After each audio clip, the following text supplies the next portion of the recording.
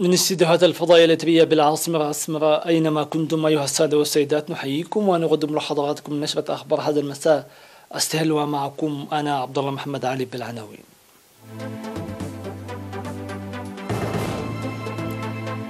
كلية العلوم بمعين نفحي تخرج دفعة جديدة من طلابها. جهود لرفع الإنتاج الزراعي في غردة.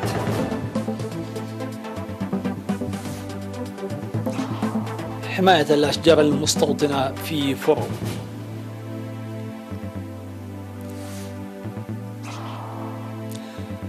مقتل 24 جنديا في منطقة بحيرة تشات إثر هجوم لبوكو حرام. إبراهيم رئيسي يؤدي اليمين الدستوري لبداية ولاية جديدة رئيسا لإيران. وزير الخارجية الأمريكي يلتقي بنظيره الأوكراني في واشنطن. أهلا بكم من التفاصيل.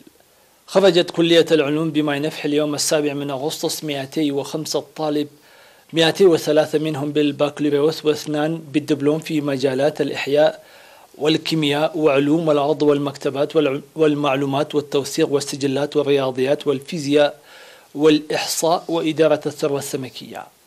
وأوضح عميد الكلية البروفيسور جبراياس كودون في الكلمة التي ألقاها في المناسبة حدوث تغييرات في الجدول التعليمي للعام الدراسي 2019-2020 بسبب وباء كورونا، ورغم ذلك تمكن الطلاب من التخرج في الوقت المحدد نتيجة جهود الطلاب والمدرسين وتوجيهات المعهد الوطني للتعليم العالي. وقال أن الكلية تبذل الجهود لتمكين الطلاب من الحصول على تعليم جيد يمكنهم من المساهمة في بناء وتنمية البلاد في مختلف المجالات، وذلك بتأهيل المدرسين في الدراسات العليا، موضحا بأن إرساء المعامل الحديثة من المصاعب التي تحتاج للحل العاجل. وقدمت في مناسبة التخرج الميداليات للطلاب المتفوقين في كل مجال تعليمي.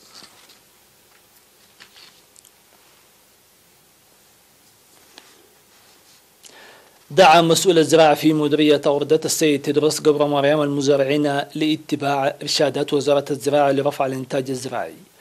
وأوضح جهود خبراء الزراعة في المديرية لترسيخ أساليب رفع الإنتاج في أوساط المزارعين، وأشار إلى وجود برنامج لزراعة مطرية في مساحة 6000 كيلومتر في 12 ضاحية بالمديرية، موضحا بأن الجرارات الحكومية 13 المخصصة للمديرية غير كافية مع سعة الأراضي الزراعية وتأخر هطول الأمطار، داعيا المزارعين لحراسة أراضيهم بالوسائل المتوفرة. وطالب المزارعون لزيادة عدد الجرارات الحكومية التي تقدم الخدمات بتعرفة مناسبة.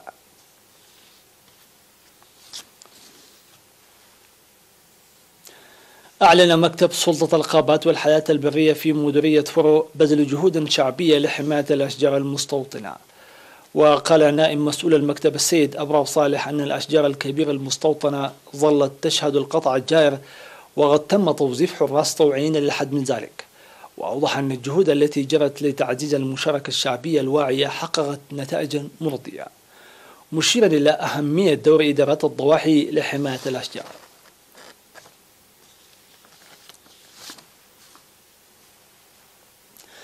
طلب المشاركون في حملة الطلاب التنموية الصيفية برعاية وحراسة شتول الأشجار المغروسة في مختلف الفترات لضمان نموها. وأوضح الطلاب المرحلة الثانوية في دبرو العاملون لحماية التربة وحفظ المياه والتشجير في محمية معكنو في غازالاند في من 7 يوليو الماضي، وكذلك معلموهم والمشرفون عليهم وخبراء الزراعة أن إجراء الحراسة والرعاية بشتول الأشجار المغروسة سنويا يساعد في تحقيق الهدف الموضوع. وذكر خبير تنمية النباتات في مكتب وزارة الزراعة بمديرية دبروة السيد هبتاب سيوم مشاركة 310 طالب و5 معلم و5 مهنيين زراعيين وممرضين في النفير الطلابي، مشيرا إلى إزالة الأتربة التي سدت أسفل الجسور. وقال أن محمية إنبا مكوننة التي جرت فيها لسنوات أعمال حماية التربة وحفظ المياه والتشجير بالطلاب والشعب وانتهكت ودمرت نباتاتها بالمواشي والإنسان، داعيا الجهات المعنية لحماية محمية معكنو كي لا تواجه مصير تلك المحمية.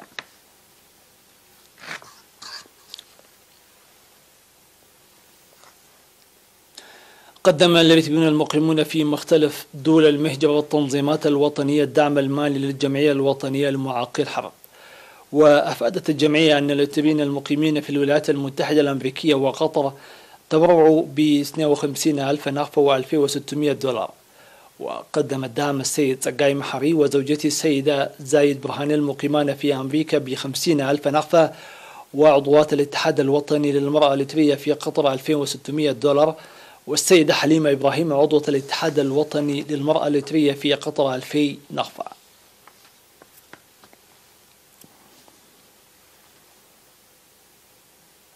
سيداتي سادتي، نتوقف مع فاصل ومن ثم نوافيكم بالأنباء العالمية.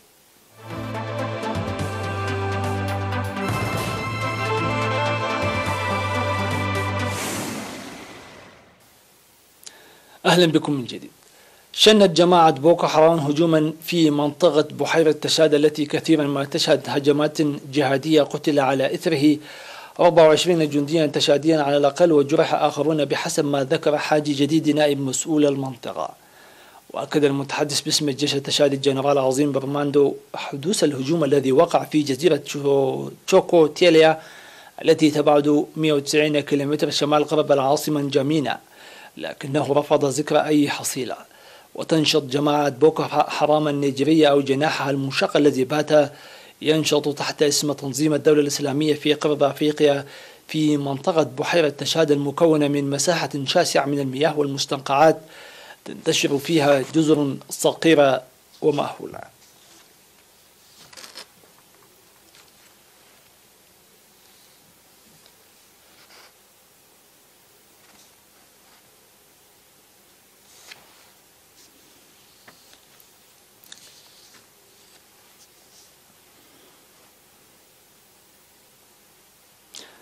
أدى الرئيس الإيراني الجديد والرئيس السابق للسلطة القضائية إبراهيم رئيس اليمين الدستورية أمام مجلس الشورى في إيران كثامن رئيس للجمهورية الإسلامية، وذلك في مراسم بثها التلفزيون الرسمي مباشرة.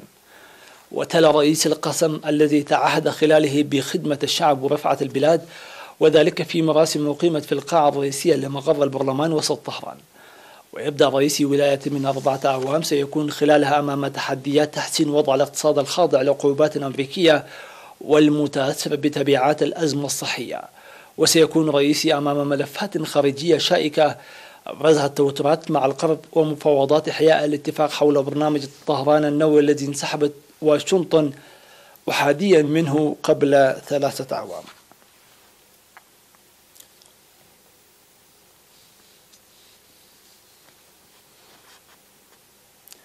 التقى وزير الخارجية الأوكراني ديمترو كوليبا خلال زيارته إلى واشنطن مع نظيره الأمريكي أنتوني بلينكن. وأكد كوليبا خلال الاجتماع أن الزيارة المرتقبة للرئيس الأوكراني فولوديمير زيلينسكي إلى الأراضي الأمريكية ستواصل العلاقات الأوكرانية الأمريكية إلى مستوى جديد. أما بلينكن فأكد دعم الولايات المتحدة لأوكرانيا بشكل ثابت. هذا والتقى مدير مكتب رئيس أوكرانيا أندري يرماك ووزير الخارجية الأوكراني ديمترو كوليبا مع مستشار الأمن القومي لرئيس الولايات المتحدة الأمريكية جاكوب سوليفان في واشنطن.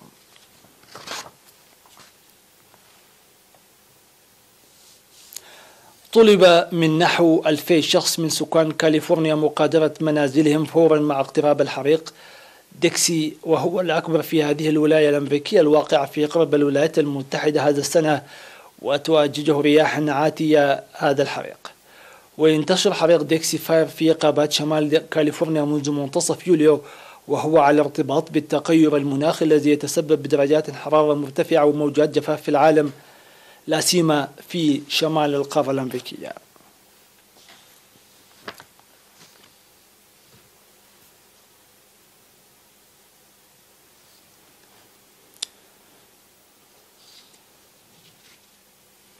وقبل أن نودعكم إليكم أبرز ما جاء في هذه النشرة. كلية العلوم بماي نفح تخرج دفعة جديدة من طلابها.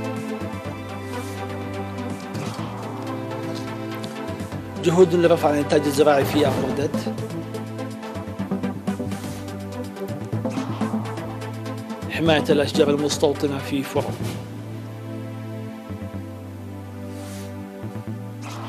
مقتل 24 جنديا في منطقة بحيرة تشاد إثر هجوم لبوكو حرام. إبراهيم رئيسي يؤدي اليمين الدستورية لبدء ولايته الجديدة رئيسا لإيران. وزير الخارجية الأمريكي يلتقي بنظيره الأوكراني في واشنطن.